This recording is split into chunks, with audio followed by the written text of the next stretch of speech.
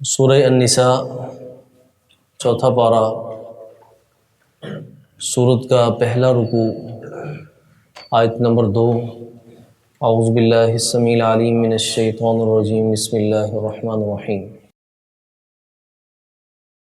وَآتُوا الْيَتَامَىٰ أَمْوَالَهُمْ وَلَا تَتَبَدَّلُوا الْخَبِيثَ بِالطَّيِّبِ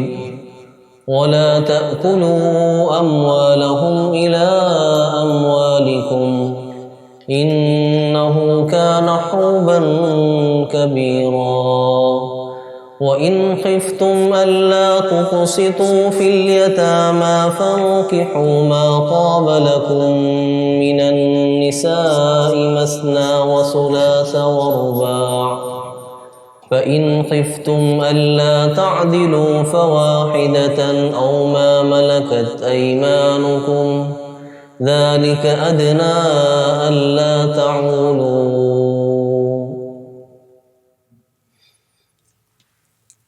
ان آیات میں اللہ رب العزت نے یتیموں کے متعلق جو احکامات ہیں وہ بیان فرمائے ہیں۔ پیچھے ہم نے سورہ البقرہ میں پڑھ لیا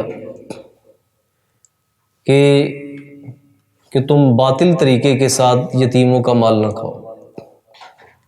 تو صحابہ کرام رضوان اللہ علیہم اجمعین جو دین کے بارے میں انتہائی حساس تھے اور دینداری کو پہلی ترجیح دیتے تھے، ان کے اوپر یہ بات بہت گراں گزری کہ ان کی کفالت میں چند یتیم تھے جن کا مال بھی ان کے پاس ہوتا تھا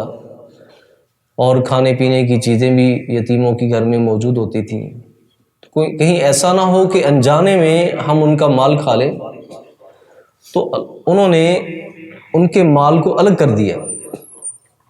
کھانے پینے کی چیزوں کو بھی الگ کر دیا، لیکن اس میں مشقت تھی کہ اپنا کھانا الگ پکایا جائے اور یتیموں کا کھانا الگ پکایا جائے۔ تو اللہ رب العزت نے حکم دیا کہ وَإِن تُخَالِطُوهُمْ فَإِخْوَانُكُمْ فِي الدِّينِ، اگر تم ان کو اپنے ساتھ ملا لو گے تو یہ تمہارے دینی بھائی ہیں۔ حقیقت یہ ہے کہ اللہ خالق کائنات جو نا نیتوں کو دیکھتے ہیں کہ کون فساد کرنے والا ہے اور کون اصلاح کرنے والا ہے۔ تو یہاں پر اللہ خالق کائنات نے یہ حکم دیا کہ جب یتیم بالغ ہو جائیں، اور یتیمی رہتی ہی بالغ ہونے تک ہے، انسانوں میں سے یتیم وہ ہوتا ہے جس کا والد فوت ہو جائے بچپنے میں، اور جانوروں میں سے یتیم وہ ہوتا ہے جس کی ماں مر جائے۔ آپ کے علم میں ہے کہ جانور جو ہوتے ہیں ان کو ان کی جو ماں ہوتی ہے نا وہ ان کی کفالت کرتی ہے، ان کو کھلاتی ہے، اور بعض نر تو ایسے ہوتے ہیں جو اپنے بچوں کو مار دیتے ہیں، لیکن انسانوں میں سے یتیم وہ ہوتا ہے جس کا باپ فوت ہو جائے، کیونکہ اس کے ذمے اس کی کفالت ہوتی ہے۔ اور نبی کریم صلی اللہ علیہ وسلم نے فرمایا کہ بالغ ہونے کے بعد یتیم نہیں رہتا، کیونکہ وہ اپنے پاؤں پہ کھڑا ہو جاتا ہے، اس کو جو نا وہ کفالت کی ضرورت نہیں رہتی، رہنمائی کی ضرورت رہتی ہے، وہ معاشرے کا ہر ایک فرد ان کی رہنمائی کر سکتا ہے۔ تو اللہ فرماتے ہیں وَآتُوا الْيَتَامَىٰ أَمْوَالَهُمْ، کہ تم یتیموں کو ان کا مال دے دو۔ کب دینا ہے؟ آگے والی جو آیات آ رہی ہیں ان میں اس کی وضاحت آ رہی ہے کہ اللہ خالق کائنات فرماتے ہیں کہ یتیموں کی پریکٹس کرو، ان کی جانچ کرو، ان کو کچھ تھوڑا سا مال دے کر مارکیٹ بھیجو تاکہ ان کو جو نا وہ اپنے بارے میں نفع نقصان کا احساس ہونا شروع ہو جائے، خیر اور شر کے اندر تمیز کرنا شروع کر دیں، اور یہ خود سروائیو کرنے کے قابل ہو جائیں۔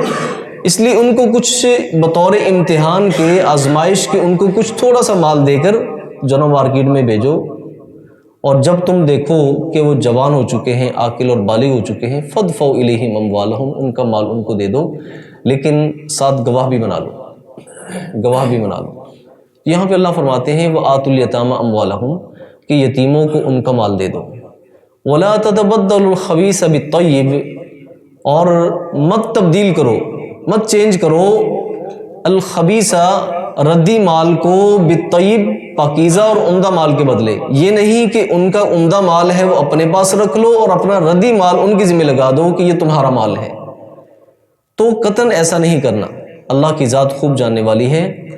اور تیسرے نمبر پہ جو اس آیت میں حکم دیا گیا وَلَا تَأْكُلُوا أَمْوَالَهُمْ إِلَىٰ أَمْوَالِكُمْ، کہ تم ان کے مال کو اپنے مال کے ساتھ ملا کر مت کھاؤ، کہ چلو جی یہ ملتا جلتا مال تھا اس لیے جو نا وہ اس نے کھا لیا ہوگا یا پتہ نہیں ہم نے کھا لیا، نہیں، یعنی ان کے مال کو اپنے مال کے ساتھ ملا کر کھانا، نیتاً کھانا، یہ منع ہے۔ نیتاً جو نا ان کا مال کیا کرنا، اپنے مال کے ساتھ ملا کر خلط ملط کر کے اس کو کھا لینا، یہ کیا ہے، منع ہے۔ فرمایا وَلَا تَأْكُلُوا أَمْوَالَهُمْ إِلَىٰ أَمْوَالِكُمْ، کہ مت تم کھاؤ ان کا مال اپنے مال کے ساتھ ملا کر، کیوں؟ إِنَّهُ كَانَ حُوبًا كَبِيرًا، یہ بہت بڑا گناہ ہے، یہ بہت بڑا گناہ ہے۔ اور پیچھے ہم نے سورہ البقرہ میں پڑھ لیا، جس طرح میں نے عرض کیا کہ وَاللَّهُ يَعْلَمُ الْمُفْسِدَ مِنَ الْمُصْلِحِ، اللہ رب العزت جانتا ہے کہ اصلاح کرنے والا کون ہے اور خرابی کرنے والا کون ہے، تو اس لیے ان کے مال کو ان کو دے دو، ان کے مال کو چینج بھی نہ کرو اور ان کا مال اپنے مال کے ساتھ ملا کر اس کو کھاؤ بھی نہ، کیونکہ یہ بہت بڑا کیا ہے، گناہ ہے۔ آگے والی آیت میں اللہ فرماتے ہیں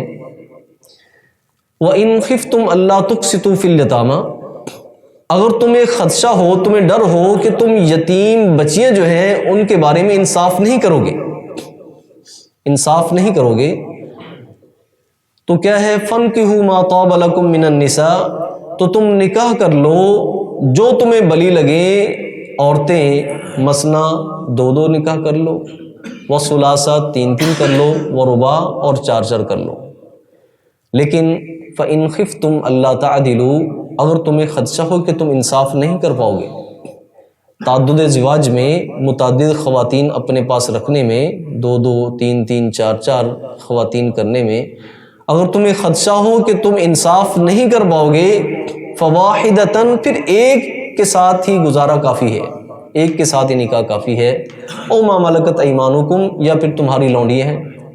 ذالک ادنی الا تعولوا، یہ زیادہ قریب ہے کہ تم نا انصافی سے بچو، کہ تم نا انصافی سے بچو۔ حضرت عروہ بن زبیر رحمہ اللہ تعالی، انہوں نے اس آیت کے متعلق سیدنا عائشہ رضی اللہ تعالیٰ عنہ سے پوچھا کہ اس آیت کا مفہوم کیا ہے، اس کا مطلب کیا ہے؟ تو حضرت عائشہ رضی اللہ تعالیٰ عنہ فرماتی ہیں کہ جناب وہ ہوتا یہ تھا کہ لوگوں کی کفالت میں چند یتیم بچیاں ہوتی اور وہ خوبصورت بھی ہوتی اور مالدار بھی ہوتی، ان کے حسن و جمال کی وجہ سے یا ان کے مال کی وجہ سے لوگ کیا کرتے، ان کے رشتے باہر نہیں کرتے بلکہ اپنے ساتھ ہی ان کے رشتے کر لیتے اور نکاح کر لیتے، اور پھر دیگر خواتین کی طرح نہ تو ان کا حق مہر ان کو دیتے، نہ ان کے حقوق ان کو دیتے۔ تو اللہ خالق کائنات نے جناب وہ اس آیت کو نازل فرمایا کہ اگر تمہیں خدشہ ہو کہ تم یتیم بچیوں کے حقوق ادا نہیں کر پاؤ گے یا ان کے حق مہر دیگر خواتین کی طرح نہیں دے پاؤ گے، تو پھر ان سے نکاح کرو ہی نہ، پھر باقی خواتین آپ کے لیے کافی ہیں، دو دو کر لو، تین تین کر لو، چار چار کر لو تم نکاح۔ لیکن مولانا امین احسن اصلاحی رحمہ اللہ تعالی وہ فرماتے ہیں اس آیت کا مفہوم یہ ہے کہ حقیقت میں ان آیات میں جو یتیم بچے اور بچیاں ہیں ان کو تحفظ دیا گیا ہے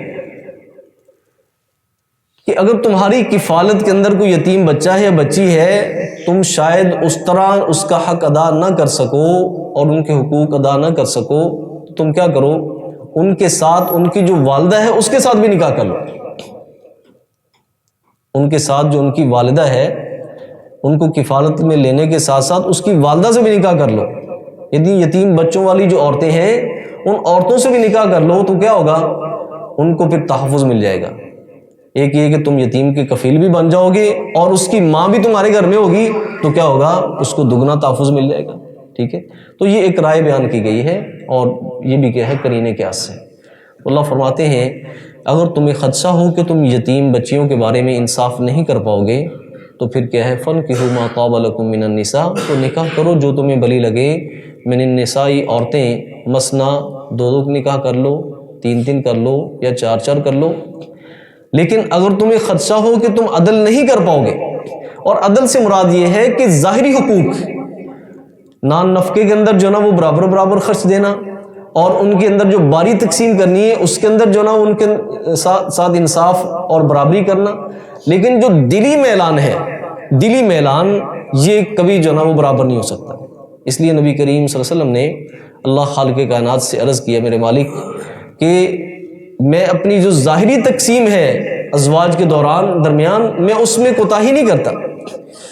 ٹھیک ہے، لیکن میرا دل جو ہے یہ تیرے قبضے میں ہے، میرے قبضے میں نہیں ہے۔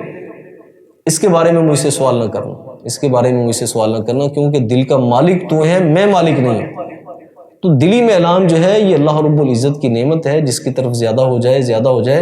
انصاف جو نا یہ انصاف کی منافی نہیں ہے۔ باقی ظاہری تقسیم اور ظاہری حقوق جو نا وہ برابری کی بنیاد پر جو نا ادا کیے جائیں گے۔ تو اللہ فرماتے ہیں اگر تمہیں خدشہ ہو کہ تم انصاف نہیں کر پاؤ گے تو ایک ہی خاتون سے نکاح کرو، یا پھر تمہاری لونڈیاں ہیں ان سے، ذالک ادنیٰ اللہ تعولوا، یہ بات زیادہ قرینے قیاس ہے کہ تم نا انصافی سے بچو، سبحانک اللہم و بحمدک، اشہد ان لا الہ الا انت، استغفرک۔